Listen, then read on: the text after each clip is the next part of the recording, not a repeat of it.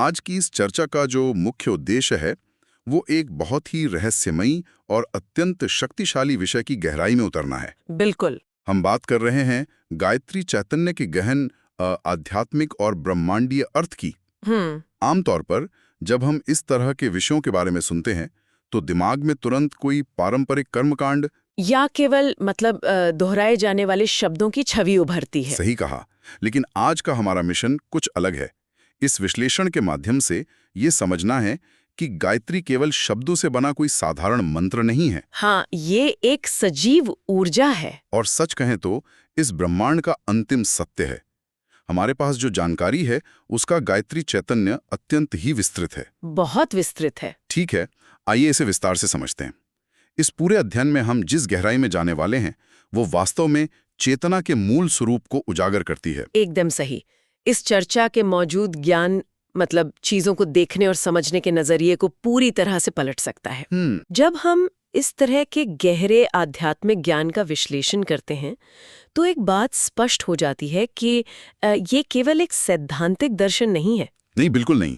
ये एक ऐसी प्रयोगात्मक यात्रा है जो हमारी रोजमर्रा की भौतिक दुनिया से शुरू होती है और विशुद्ध चेतना के उच्चतम स्तर तक जाती है। हाँ। इस संकलन का हर एक हिस्सा, हर एक विचार इसी बात पर जोर देता है कि ये संपूर्ण ब्रह्मांड, ये पूरा वजूद केवल एक ही परम ऊर्जा से संचालित हो रहा है। और यही बात इस विषय को इतना आकर्षक बनाती है। तो शुरुआत करते हैं उन 174 अलग-अलग आयामों से जिनका उल्लेख अनीता अरविंद सराफ द्वारा प्रस्तुत इस गायत्री चैतन्य में किया गया है। हाँ, 174 आयाम। ये विचार ही अपने आप में बहुत विशाल लगता है कि एक ही चेतना को 174 विभिन्न नामों और उपाधियों से पहचाना गया है। बिल्कुल। इसमें से कुछ नाम बहुत ही ध्यान खींचने वाले हैं, जैसे अतुल्य, ज्ञान भारती, तेजोमय, विश्वमात्र, दिव्य चेतना और संजीवनी भी। हाँ। अक्सर ये सोचा जाता है कि इतने सारे नाम क्यों? क्या एक नाम काफी नहीं था? यहाँ सबसे दिलचस्प बात यह है कि ये 174 नाम केवल अलग-अलग शब्द या विशेषण नहीं है। अच्छा। या किसी की तारीफ में गढ़े गए अलंकार नहीं है। हाँ। अगर हम इन्हें ध्यान से देखें तो ये एक ही असीम ऊर्जा के अलग-अलग रूप और कार्य प्रणालियां हैं। मतलब अलग-अलग तरीके से काम करने के रूप। बिल्कुल। उदाहरण के लिए जब हम ज्ञान भारती कहते हैं तो हम उस ऊर्जा की बात कर रहे होते हैं जो हमारे भीतर समझ और प्रज्ञा के रूप में काम करती है। सही बात है। और जब तेजोमय कहा जाता है तो वो ऊर्जा का वो रूप है जो अंधकार को मिटाता है। एकदम सटीक। ये ऊर्जा हर दिशा में, हर आयाम में अलग-अलग तरीके से काम कर रही है। जैसे एक ही बिजली से पंखा भी चलता है, बल्ब भी रोशन होता है और हीटर भी गर्म होता है। ऊर्जा एक ही है। ऊर्जा एक ही है, लेकिन उसकी अभिव्यक्तियां 174 तरीकों से पहचानी गई हैं। ये बहुत ही सटीक उदाहरण है। धन्यवाद। ऊर्जा के अलग-अलग उपकरणों में काम करने का ये नजरिया उन नामों को रटने के बजाय महसूस करने में मदद करता है। बिल्कुल करता है। लेकिन इन सब के बीच एक स्वाभाविक सवाल ये उठता है कि आखिर गायत्री ही क्यों? ये एक बहुत आम सवाल है। किसी और तत्व को ये सर्वोच्च स्थान क्यों नहीं दिया गया? इसका जवाब बहुत स्पष्ट है। हाँ, इस सवाल का एक बहुत ही स्पष्ट जवाब गायत्री मंजरी के 44वें श्लोक में मिलता है। बिल्कुल। ये श्लोक वास्तव में महादेव और महादेवी के बीच का एक अत्यंत पवित्र संवाद है। और हम जानते हैं कि जब शिव, जो स्वयं परम योगी हैं, कुछ कह रहे हैं तो उसका वजन बहुत ज्यादा होता है। बहुत ज्यादा होता है। इस श्लोक में स्पष्ट रूप से बताया गया है कि गायत्री ही तपस्या, योग, साधना, ध्यान और सिद्धि की माता है।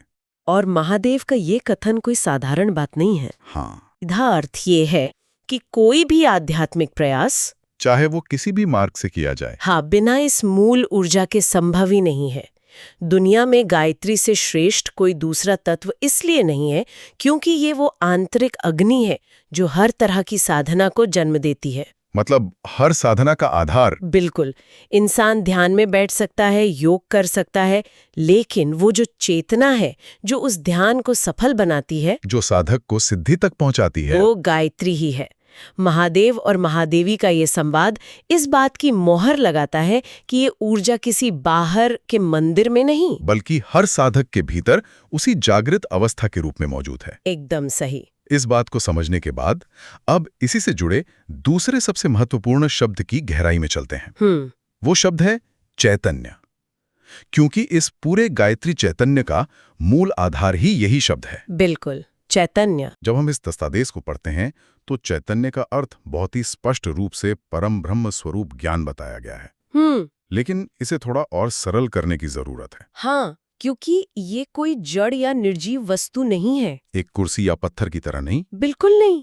इसमें जीवन है, चेतना है, शुद्ध प्रज्ञा है। और सबसे बड़ी बात जो इस गायत्री चैतन्य में उभर कर आती है वो ये है कि चैतन्य में अविद्या यानी अज्ञानता का पूरी तरह से नाश करने की सर्वोच्च शक्ति है। इसे समझना बहुत जरूरी है, क्योंकि हम अक्सर ज्ञान को केवल जानकारी मान लेते हैं, इन्फॉर्मेशन की तरह। हाँ, इन्फॉर्मेशन। लेकिन यहाँ जिस चैतन्य की बात हो रही है वो किताबों में छपा हुआ ज्ञान नहीं है। ये वो जीवंत चेतना है जो अविद्या को काटती है। अविद्या को काटती है। और अविद्या का मतलब केवल ये नहीं है कि हमें कुछ पता नहीं है।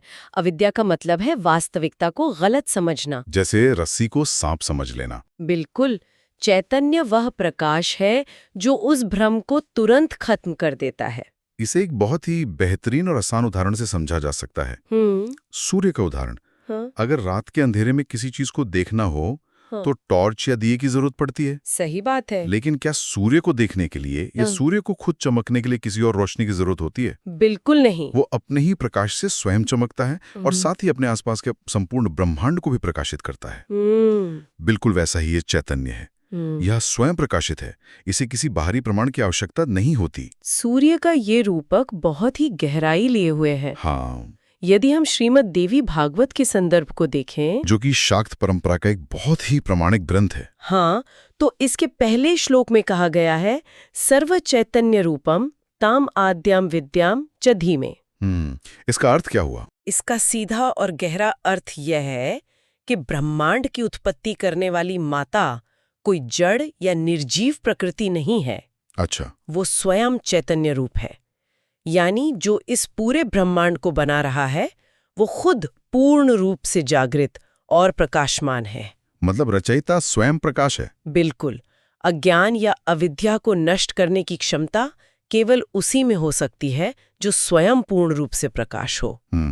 यही वो शक्ति है जो हर एक जीव को, चाहे वो एक छोटा सा कीड़ा हो या एक इंसान, भीतर से प्रेरणा देती है। और यही वो ऊर्जा है जो कुंडलिनी के रूप में सोई हुई है। हाँ, और जागृत होने पर बुद्धि को अपने परम स्वरूप का दर्शन कराती है। ये सिद्धांत तो बहुत ही स्पष्ट और तार्किक लगता है। बिल्कुल।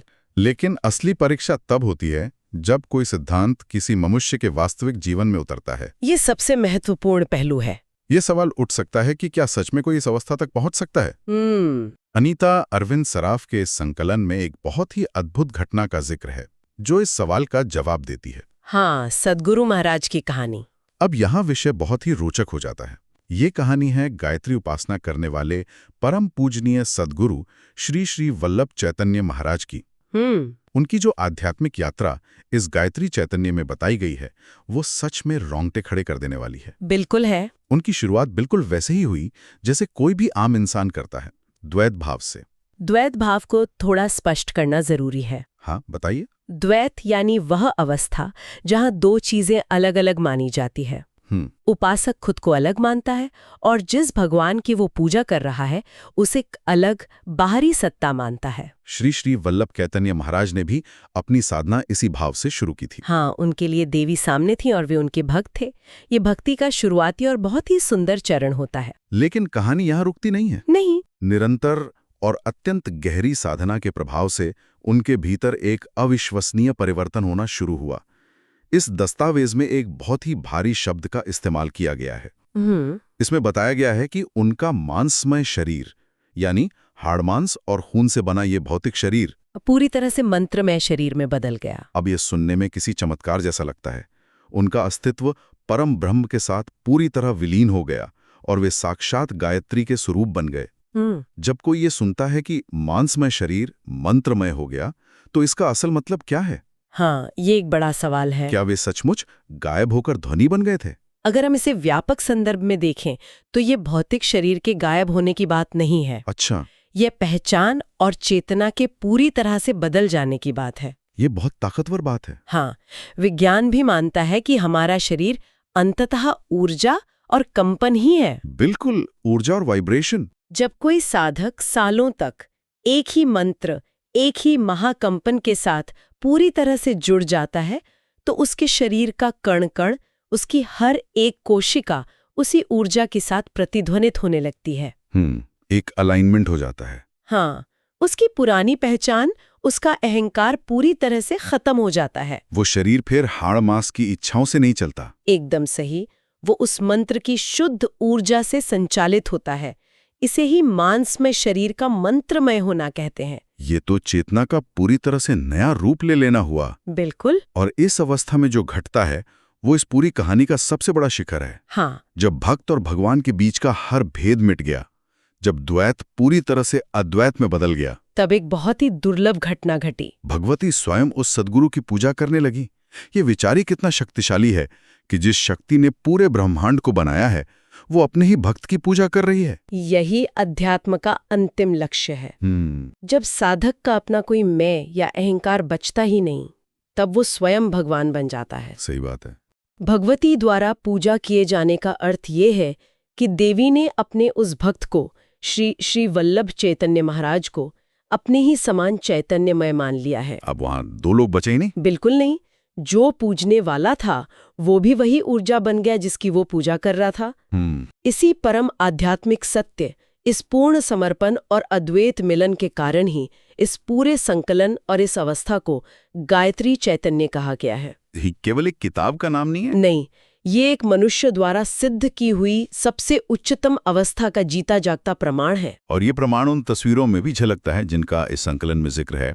वो शांत ध्यान मग्न सद्गुरु और पीछे वो भव्य देवी की प्रतिमा। वो दृश्य ही अपने आप में पूरी कहानी कह देता है। अब इस चर्चा को एक व्यक्ति की यात्रा से निकालकर पूरे ब्रह्मांड के स्तर पर ले चलते हैं। ये बहुत जरूरी है। इस गायत्री चैतन्य में एक और बहुत ही गहरा सिद्धांत दिया गया है। इसमें कहा गया है कि संपूर्ण ब्रह्मांड उद्गीत, सवित्री या गायत्री चैतन्य द्वारा आच्छादित है। यानी पूरी तरह से ढका हुआ है या लिपटा हुआ है। हाँ, इस बात को समझाने के लिए छांदोग्य उपनिषद के पहले अध्याय के पहले खंड का संदर्भ दिया गया है। वहां उद्गीत का अर्थ समझाया गया है। क्या अर्थ है उसका? उत्पन्न होना, स्थित रहना और अंत में लय हो जाना। छांदोग्य उपनिषद का यह संदर्भ इस पूरी चर्चा को एक वैज्ञानिक आधार भी देता है। कैसे? ये उद्गीत वास्तव में वो महाकंपन या ग्रेट वाइब्रेशन है जो पूरी सृष्टि को चला रहा है।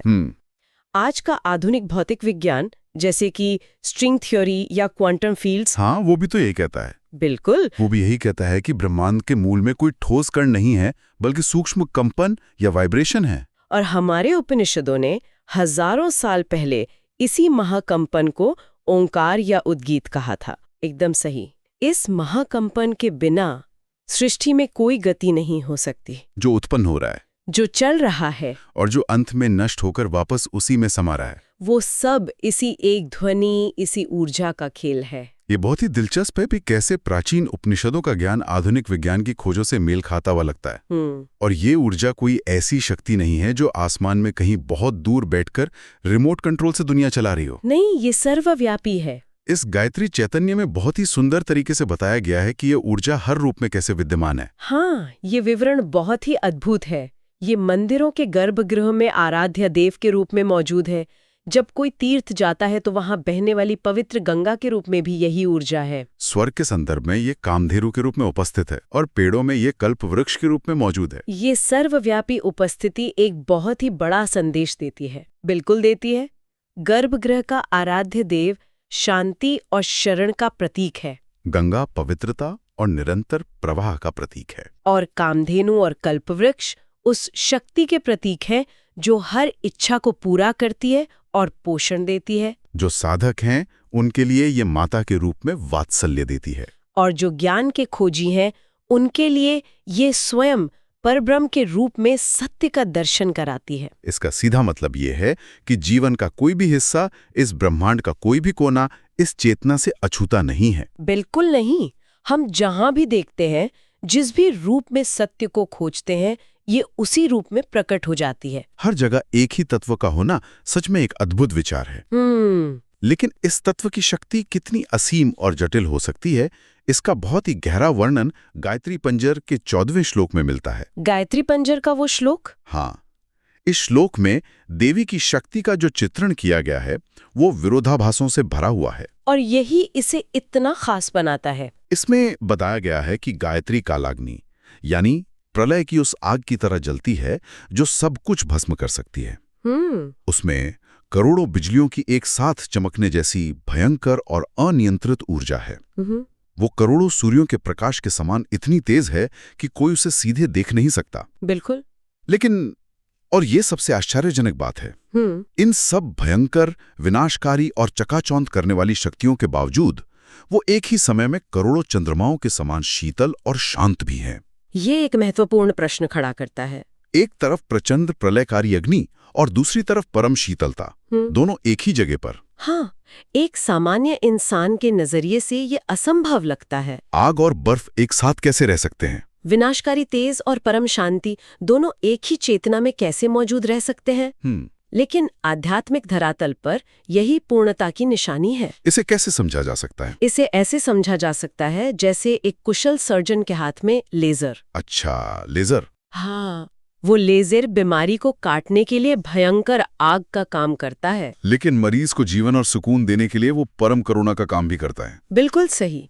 कालाग्नि और करोड़ों सूर्यों का ताप इस बात का प्रतीक है कि ये चेतना हमारे भीतर के अज्ञान, अविद्या, अहंकार और सभी विकारों को जलाकर भस्म करने की असीमित क्षमता रखती है। बिना इस प्रचंड आग के अज्ञान का गहरा अंधेरा कभी नहीं मिट सकता। और जब वो अज्ञान पूरी तरह से भस्म हो जाता है, तब क्या होता है? तब करोड़ों चंद्रमाओं की शीतलता का अनुभव होता है। वो परम शांति, वो करुणा और वो असीम आनंद जो अज्ञान के मिट जाने के बाद एक साधक को प्राप्त होता है। ब्रह्मांड का संतुलन इन्हीं विरोधाभासी शक्तियों के एक साथ रहने से बना हुआ है। ये स्वरूप बताता है कि सत्य जब अज्ञान से टकराता है तो वो अत्यंत कठोर होता है, लेकिन जब कोई सत्य को अपना लेता है तो वो अत्यंत दयालु और शीतल हो जाता है। बिल्कुल। और श्री श्री वल्लभ चैतन्य महाराज की यात्रा में भी यही हुआ होगा।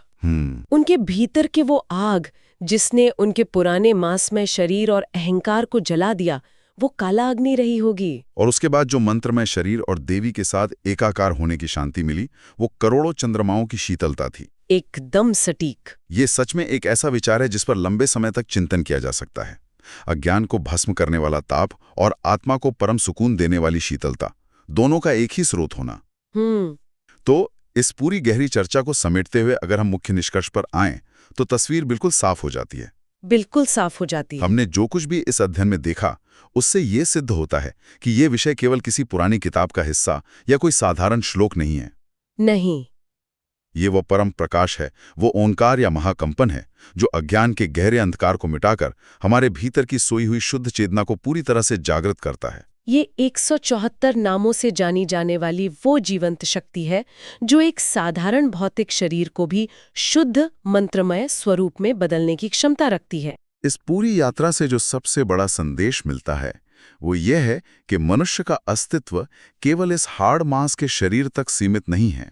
उसकी क्षमताएं असीम हैं। अगर सही दिशा में पूर्ण समर्पण के साथ उस मूल ऊर्जा से जुड़ने का प्रयास किया जाए तो वो द्वैत से अद्वैत की अवस्था तक पहुंच सकता है। सही बात है। ज्ञान केवल दिमाग में इकट्ठा करने के लिए नहीं है, बल्कि उसे अपने भीतर उतारकर स्वयं वही ज्ञान, वही चैतन्य बन जाने के लिए है। ये एक बहुत ही सुंदर और संपूर्ण विचार है। और इस चर्चा का अंत हम एक नए और गहरे विचार के साथ करना चाहेंगे। बिल्कुल। जो बातें आज हमने यहाँ समझी उसके आधार पर यह विचार सामने आता है जिस पर स्वतंत्र रूप से मनन किया जा सकता है। वह विचार क्या है? विचार यह है, यदि निरंतर मंत्र साधना और सही कंपन से एक साधारण भौतिक शरीर पूरी तरह से शुद्ध चेतना यानी चैतन्य में बदल सकता है, तो क्या हमारे द्वारा रोजमर्रा के जीवन में बोले जाने वाले साधारण शब्द, हमारे आपसी संवाद और हमारे रोज के विचार भी खामोशी से हमारी वास्तविकता और हमारी चेतना को आकार नहीं दे रहे हैं? बहुत ही गहरा सवाल है। क्या हम अनजाने में अपने शब्दों से अपनी ही दुनिया का निर्माण नहीं कर रहे हैं? ये सोचने पर मजबूर करता है। इसी विचार के साथ हम आज के इस गहन विश्लेषण को यही विराम देते हैं। ये निश्चित रूप से चेतना को विस्तार देने वाली एक सार्थक यात्रा रही।